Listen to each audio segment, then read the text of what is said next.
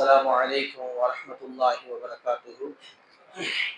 கண்ணியத்திற்குரிய ஜமாத்தார்களே, கண்ணியத்திற்குரியவர்களே, இன்று சஹாபாக்கள் வரலாற்று தொகுப்பிலே ஒரு அற்புதமான வரலாற்றுக்கு சொந்தக்காரர் முஸ்அப் இப்னு உமைர் ரலியல்லாஹு தஆலா அவருடைய வரலாற்றை இன்று பார்க்க இருக்கின்றோம். பெரும்பாலும் இந்த பெயர்கள் அதிகமாக நாம் கேட்காதது, பேசாத ஒரு பெயர். முஸ்அப் இப்னு உமைர் ரலியல்லாஹு தஆலா ஆகச் சிறந்த ஒரு இளைஞராக இஸ்லாத்திற்குள் இணைந்தார். இவர் இஸ்லாத்திற்குள் இணைந்த நிகழ்வு என்பது ஒரு சாதாரண ஒரு நிகழ்வாகத்தான் இருந்தது. மக்காவிலே பெரிய கோடீஸ்வர வீட்டு பிள்ளையாக பிறந்தவர்கள் தான் சையதுனா முஸ்அப் இப்னு உமைர் ரலியல்லாஹு தஆலா. அவர்கள் அணியக்கூடிய ஆடையை போன்று மக்காவில் யாரும் ஆடை அணிய மாட்டார்கள். அவர்களுடைய காலணியை போல், செருப்பை போல் யாரும் மக்காவில் செருப்பு அணிய மாட்டார்கள். அவர்கள் ஒரு வீதிக்குள் நடந்து சென்றிருக்கிறார்கள் என்றால், சென்றிருக்கிறார் என்றால் அவர் போட்டிருக்கக்கூடிய அத்தரை அவர் இந்த வீதி வழியாக சென்றிருக்கிறார் என்று சொல்லும் அளவுக்கு உயர்தர அத்தரை மட்டும்தான் அவர் பயன்படுத்தக்கூடியவராக இருந்தார். அப்படி இருந்த முஸ்அப் இப்னு உமைர் ரலியல்லாஹு தஆலா ரசூலுல்லாஹி ஸல்லல்லாஹு அலைஹி வஸல்லம் அவர்கள் நபித்துவத்திற்கு பின்னாடி நாயகத்தை பற்றி குறைஷிகள் எல்லாம் அங்கங்கு கூடி மக்கத்து காஃபிர்கள் எல்லாம் ரசூலுல்லாஹை பற்றி தவறாக பேச ஆரம்பிக்கிறார்கள். முஹம்மது ரசூலுல்லாஹை பற்றி இழிவாக கண்ணிய குறைவான வார்த்தைகள் எல்லாம் பயன்படுத்தி அங்கங்கு ரசூலுல்லாஹி ஸல்லல்லாஹு அலைஹி வஸல்லம் அவர்களை பேசுகின்ற பொழுது அந்த கூட்டங்களில் எல்லாம் சென்று அமர்வது முஸ்அப் இப்னு உமைர் அவர்களுக்கு வழக்கமாக இருந்தது. குறைஷிகள் ஏற்பாடு செய்யக்கூடிய எல்லா கூட்டத்திலையும் கட்டாயமாக முஸ்அப் இப்னு உமைர் ரலியல்லாஹு தஆலா அவர்கள் இருப்பார்கள். அப்படி இருக்கின்ற பொழுது எப்பொழுது பார்த்தாலும் முஹம்மது ரசூலுல்லாஹை பற்றி அந்த கூட்டத்தார்கள் பேசிக் கொண்டிருக்கின்ற பொழுது முஹம்மது ரசூலுல்லாஹ் அப்படி என்னதான் சொல்கிறார் என்று யதார்த்தமாக ரசூலுல்லாஹி ஸல்லல்லாஹு அலைஹி வஸல்லம் அவர்களை பற்றி தெரிந்து கொண்டு சையதுனா அர்கம் ரலியல்லாஹு தஆலா அவருடைய வீட்டை நோக்கி வருகிறார்கள். ரசூலுல்லாஹி ஸல்லல்லாஹு அலைஹி வஸல்லம் அவர்களை பற்றி கேட்கிறார்கள். முஹம்மது ரசூலுல்லாஹ் அவருடைய விஷயங்களை உள்வாங்கிக் கொண்டு, குர்ஆனுடைய விஷயங்களை உள்வாங்கிக் கொண்டு உடனே சொல்கிறார்கள், அஷ்ஹது அல்லா இலாஹ இல்லல்லாஹ் என்கின்ற கலிமாவை சொல்லி இஸ்லாத்தை ஏற்றவர்கள் தான் முஸ்அப் இப்னு உமைர் ரலியல்லாஹு தஆலா. என்ன என்று கேட்க வந்து நாயகத்தை பிடித்து போய் இஸ்லாத்தின் மீது பற்று வந்து இஸ்லாத்திற்குள் வந்தவர்கள் சையதுனா முஸ்அப் இப்னு உமைர் ரலியல்லாஹு தஆலா. ஆனால் அவர்கள் இஸ்லாத்தை ஏற்ற விஷயத்தை தன்னுடைய தாயிடம் சொல்லவில்லை. காரணம், அவருடைய தாய் அதிகமான பாசம் கொண்டவர்கள். அவர் முஸ்அப் ரலியல்லாஹு அவர்கள் மீது அதிகமாக பாசம் கொண்டவர்கள், நிறைய பாசத்தை கொடுக்கக்கூடியவர்கள். அவர்களை போல் ஒரு மகனை இவ்வளவு தூரத்திற்கும் பாசமாக பார்க்க முடியுமா என்று சொல்லும் அளவுக்கு அவ்வளவு தூரத்திற்கும் பாசமாக பெண்மணி தான் உசாமா என்கின்ற அந்த பெண்மணி அவ்வளவு தூரத்திற்கும் தன்னுடைய மகனை பாசமாக பார்த்தார்கள். ஆனால் அதனால் வீட்டுக்கு தெரியாமலேயே வைத்திருந்தார்கள். இன்னொன்று, அவர் கடினமான குணமும் கொண்டவர். தன்னுடைய மகனிடம் மட்டும்தான் பரிந்து பேசுவார். யாரிடமே அவர் சிரித்து பேசுகிறாக வரலாற்றினிடம் இல்லை. அவ்வளவு தூரத்திற்கும் கடின குணம் கொண்டவர். அதனால் தன்னுடைய தாய்க்கு தெரியாமல் பாதுகாத்து வந்தால் யாரோ ஒருவர் அவருடைய தாயிடம் சொல்கிறார்கள், உன்னுடைய மகன் நம்முடைய முந்தைய மூதாதையருடைய மார்க்கத்தை விட்டுவிட்டு முஹம்மதுடைய மார்க்கத்தை ஏற்றுவிட்டார் என்ற விஷயத்தை சொன்ன உடனே அவருடைய தாய் சொல்லி பார்க்கிறார்கள், அடித்து பார்க்கிறார்கள். ஒரு கட்டத்திற்கு மேல் சையதுனா முஸ்அப் இப்னு உமைர் ரலியல்லாஹு தஆலா அவருடைய கைகளையும் கால்களையும் விலங்கிட்டு வீட்டு சிறையில் அடைக்கப்படுகிறார்கள். அப்போ நாளுக்கு நாள் சஹாபாக்களுக்கு காஃபிர்களிடமிருந்து தொல்லை அதிகமாகின்ற பொழுது சீரியாவை நோக்கி முதல் ஹிஜ்ரத் பயணம் நடைபெறுகிறது.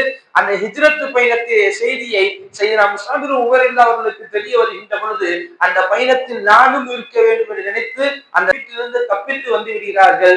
தப்பித்து முதல் ஹிஜ்ரத்தில் இடம்பெற்றவர்கள் தான் சையதுனா முஸ்அப் இப்னு உமைர் ரலியல்லாஹு தஆலா. அந்த 11 ஆண்களும் 4 பெண்களும் முதல் ஹிஜ்ரத்திலே அபிசீனியாவை நோக்கி செல்கிறார்கள். ஆனால் அங்கு சென்று கொஞ்ச நாள் நிம்மதியாக இருக்கிறார்கள். அப்பொழுது ஒரு வதந்தி பரவுகிறது. மக்காவிலே இருக்கக்கூடிய காபிர்கள் எல்லாம் முஸ்லிம்களாக மாறிக்கொண்டிருக்கிறார்கள். அந்த செய்தி பரவன பொழுது அங்கிருந்த அபிசீனியாவில் இருந்த சஹாபாக்கள் எல்லாம் திரும்பி மக்காவுக்கு வருகிறார்கள். வந்ததற்கு பின்னாடி அவருடைய தாய் மீண்டும் அவர்களை அடித்து இழுத்து வீட்டிலே கொண்டு போய் வைத்து விடுகிறார்கள். அப்படி எப்படியோ ஒரு விஷயத்திலே மீண்டும் அவர்கள் தொல்லை தாங்க முடியாமல் எப்பொழுதும் அடி, முஸ்லீமிலிருந்து வெளியே வா, இஸ்லாத்திலிருந்து வெளியே வா என்ற அடியை அவர்களால் பொறுக்க முடியாமல் மீண்டும் அவர்கள் அபிசீனியாவை நோக்கி செல்கிறார்கள். அந்த சமயத்திலே 79 ஆண்கள் 9 பெண்கள் இந்த ஹிஜ்ரத்திலே கலந்து கொள்கிறார்கள். இரண்டாவது ஹிஜ்ரத்தும் அபிசீனியாவை நோக்கி செல்கிறார்கள். அங்கு கொஞ்ச காலங்களிலிருந்து மீண்டும் மக்காவுக்கு வருகிறார்கள். வந்த பொழுது மீண்டும் அவருடைய தாய் அவர்களை அழைத்ததற்கு வருகின்ற பொழுது, அடித்து இழுத்து போவதற்கு வருகின்ற பொழுது இந்த முறை எதிர்த்து நின்றார்கள். என் மீது கை வைத்தால் நான் நான் என்ன செய்வேன் என்று தெரியாது என்ற எதிர்த்து நின்று எல்லோரையும் எதிர்த்து நிற்கிறார்கள். நான் இப்பொழுது உங்களை எதிர்த்து உங்களை கொலை செய்வதற்கும் நான் தயாராக இருக்கிறேன் அப்படி என்று சொன்ன உடனே அவர் தாய் சொல்லிவிட்டு சென்றார், இனிமேல் நீ எனக்கு மகன் இல்லை, நான் உனக்கு தாய் இல்லை, நீ இதோடு நாசமாக போ என்று அவருடைய தாய் சொல்லிவிட்டு சென்று விட்டார். அதற்கு நறுமணத்தோடு உயர்ந்த ஆடை அணிந்து கொண்டிருந்த செய்தனா முஸ்அப் உமரில்லாஹு வாழ்க்கை அப்படியே தலைகீழாக மாறுகிறது. வறுமை, வேலை இல்லாத திண்டாட்டம், காபிர்களை எதிர்த்த ஒரு சூழலின் காரணமாக வேலைக்கு செல்ல முடியவில்லை, வருமானம் இல்லை, சரியான சாப்பாடு இல்லை. இதனால் கிழிந்த ஆடையோடு சுற்றினார்கள் என்பது வரலாற்று பதிவு செய்யும். முஸ்அப் உமரில்லாஹு அவருடைய ஆடை கிழிந்த ஆடையாக இருந்தது. அதில் பட்டினியோடு இருந்தார்கள் என்று வரலாற்று குறிப்பிலே பதிவு செய்கிறார்கள். ரசூலுல்லாஹி ஸல்லல்லாஹு அலைஹி வஸல்லம் அவர்கள் சஹாபாக்களுக்கு பயான் செய்து கொண்டிருக்கின்ற பொழுது முஸ்அப் உமரில்லாஹு உள்ளே நுழைகிறார்கள். நுழைகின்ற பொழுது சஹாபாக்கள் எல்லாம் அழுக ஆரம்பிக்கிறார்கள். அவ்வளவு தூரத்திற்கும் நறுமணத்தோடு உயர்ந்த ஆடையோடு வந்த முஸ்அப் கிழிந்த ஆடையோடு அழுக்கு படிந்த முகத்தோடு ஒரு பங்கரைத்தனமாக ரசூலுல்லாஹி ஸல்லல்லாஹு அலைஹி வஸல்லம் சமூகத்தில் நுழைகின்ற பொழுது அங்கிருந்து அத்தனை சஹாபாக்கள் அழுதார்கள். அதனால் அவருடைய வாழ்க்கையில நடந்த மிக முக்கியமான மாற்றம் என்னவென்று சொன்னால், இங்கே கொடுமைகள் அதிகமாகிக் கொண்டே இருந்தது. மக்காவின் முஸ்லிமான சஹாபாக்களுக்கு கொடுமைகள் அதிகமாகிக் கொண்டே இருந்தது. அந்த சமயத்திலே நடைபெற்றதன் அகாபா உடன்படிக்கை என்பது. இந்த அகாபா உடன்படிக்கை என்பது மதீனாவிலிருந்து வந்த ஒரு 12 நபர்கள் கொண்ட ஒரு கூட்டம் ரசூலுல்லாஹி ஸல்லல்லாஹு அலைஹி வஸல்லம் அவர்களை தனியாக சந்தித்து இஸ்லாத்தை ஏற்றுக்கொண்டார்கள். இதுதான் அகாபா என்று சொல்லக்கூடியது. ஏன்னா அந்த அகாபா என்ற இடத்தில் சந்தித்ததால் இது பேர் அகாபா உடன்படிக்கை என்று சொல்வார்கள். அப்ப அந்த 12 நபர்கள் நாயகம் ஸல்லல்லாஹு அலைஹி வஸல்லம் அவர்களிடம் மார்க்கத்தை ஏற்றுவிட்டு ரசூலுல்லாஹ்விடம் சொல்கிறார்கள், நாங்கள் மதீனாவிலே சென்று நாங்கள் தஅவாவுடைய பிரச்சாரம் செய்ய வேண்டும், அதனால் எங்களுக்கு சரியான ஒரு ஆளை நீங்கள் கொடுக்க வேண்டும் என்று சொல்கின்ற பொழுது, அப்ப ரசூலுல்லாஹி ஸல்லல்லாஹு அலைஹி வஸல்லம் அவர்களால் பிரச்சாரத்திற்காக கொடுக்கப்பட்ட முதல் பேச்சாளராக செய்தனா முஸ்அப் உமரில்லாஹு தஆலா அவர்கள் தான் இருக்கிறார்கள். எங்க எத்ரிபை நோக்கி, அதுவரைக்கும் அதன் பேர் மதீனா இல்ல, எத்ரிப் அதன் பேர். எத்ரிபை நோக்கி செல்வதற்காக இருக்கிறார்கள். அந்த நபர் முதலாக மதீனாவிலிருந்து வந்து இஸ்லாத்தை ஏற்றுக்கொண்டவர் அஸ்அத் இப்னு ஜுராரா ரலியல்லாஹு தஆலா. இவர்கள் தான் மதீனாவில் இஸ்லாத்தை ஏற்றுக்கொண்ட முதல் நபர். அஸ்அத் இப்னு ஜுராரா ரலியல்லாஹு தஆலா இவர்கள் தான் முஸ்அப் உமைர் ரலியல்லாஹு தஆலா அவர்களை தன்னுடைய வீட்டில் வைத்து பராமரித்து வந்தார்கள் மதீனாவிலே.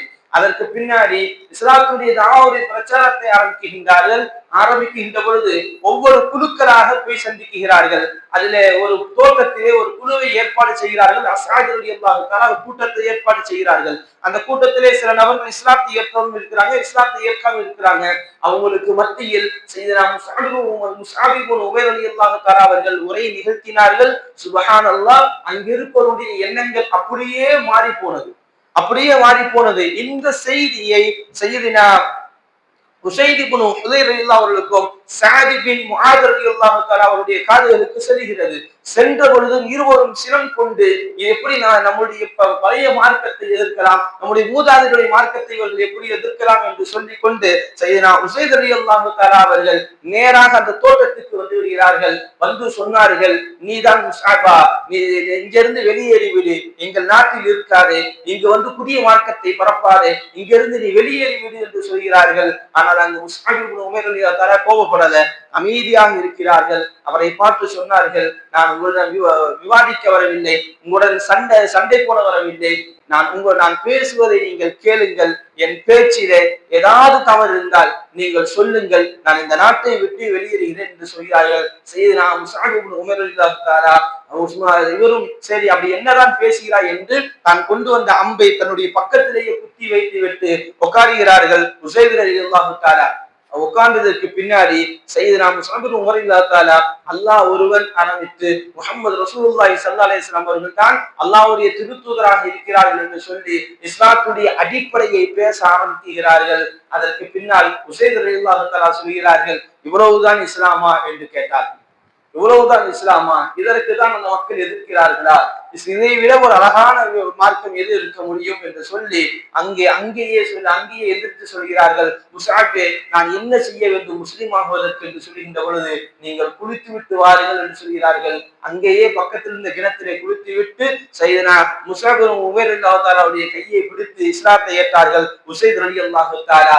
இதற்கு பின்னாடி தன்னுடைய நண்பரான ஸஅத் இப்னு முஆத் ரலியல்லாஹு அவர்களையும் அழைத்து வந்து இஸ்லாத்திலே இணை வைக்கிறார்கள். இதற்கு பின்னாடி இரண்டாவது அக்காபா உடன்படிக்கை நடந்தது.